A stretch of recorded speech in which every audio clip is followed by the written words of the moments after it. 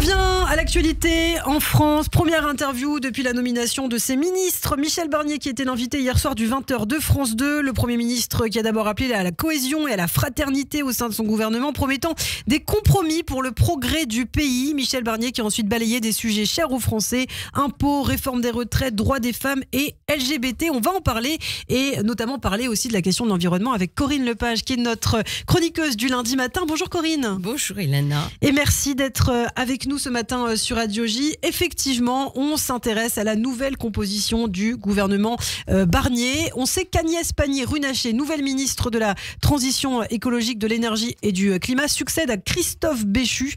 Son agenda, on l'imagine, sera très chargé, Corinne, et il lui faudra déterminer aussi beaucoup de dossiers qui ont été enlisés. Absolument. Alors, on a, je dirais, un panel de spécialistes de l'énergie qui sont entrés au gouvernement. Il y a Agnès Pannier-Runacher qui a déjà été ministre de la Transition énergétique, donc qui connaît très bien ce sujet. Sa ministre déléguée à l'énergie est une ingénieure, très défenseur comme Agnès Pannier-Runacher du nucléaire, puisqu'elle est députée de l'Ain et qu'elle veut absolument de nouvelles tranches pour le budget. Vous avez comme ministre de l'économie M.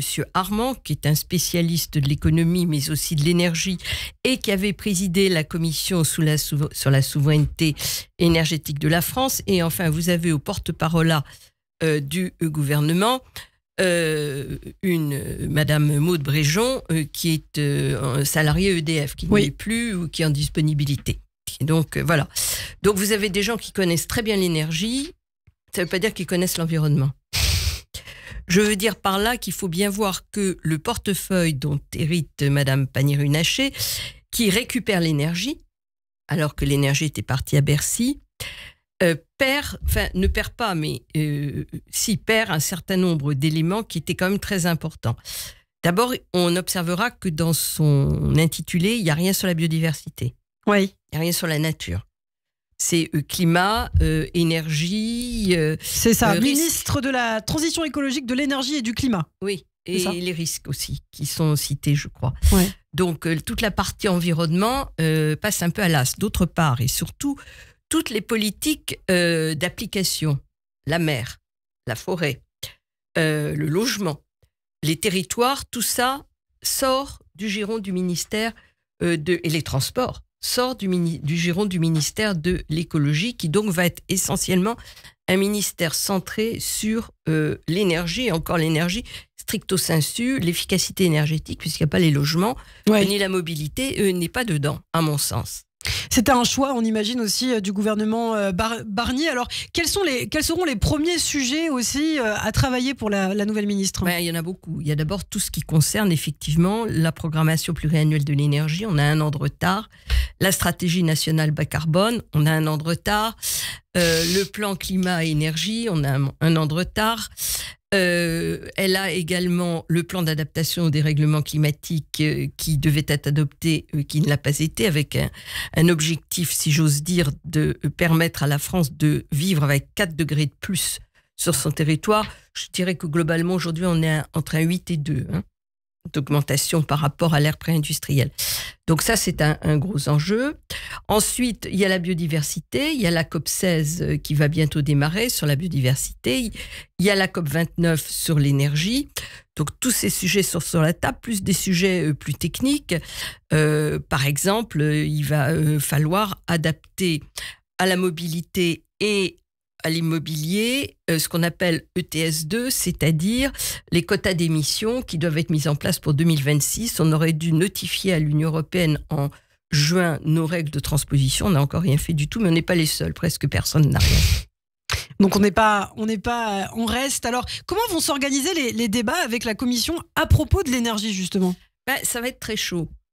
Je pense que ça va être une grosse pierre d'achoppement. Parce que autant le gouvernement met très clairement l'accent sur la priorité nucléaire qu'a donné le président de la République. J'ouvre une parenthèse. J'ai vu que le président du syndicat des énergies renouvelables, M. Nyssen, était optimiste. J'espère qu'il le restera. Ouais. C'est-à-dire que les énergies renouvelables, qui ont impérativement besoin de se développer, même si on fait du nucléaire, ne vont pas être laissés à l'abandon, ce qui est un peu le cas actuellement, je ferme ma parenthèse, mais en revanche, on a un mouvement directement inverse au niveau de la Commission européenne.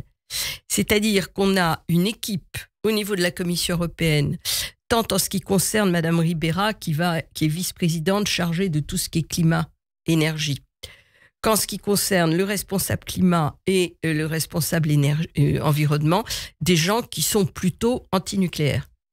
Donc, la France va avoir des vraies difficultés sur un sujet qui est central, qui est celui du financement. S'il n'y a pas de financement du nucléaire, je ne vois pas du tout comment on va pouvoir faire. Eh bien, merci beaucoup, Corinne Lepage. Pas très optimiste ce matin. Mais je suis dans la pas réalité. ni pessimiste dans la ni réalité. optimiste. Je constate, il va bien falloir, le Premier ministre a parlé de compromis, il va falloir en trouver. Et le curseur au niveau européen risque de n'être pas au même niveau que ce qu'il était dans la précédente commission, notamment avec la présence de monsieur Breton, qui avait quand même une envergure et un poids assez différents de monsieur Séjourné. Donc un seul mot à dire, au travail pour Agnès Pannier-Runacher. Merci beaucoup Corinne Lepage d'avoir été avec nous. On vous retrouve chaque semaine également en podcast sur notre site internet radioj.fr.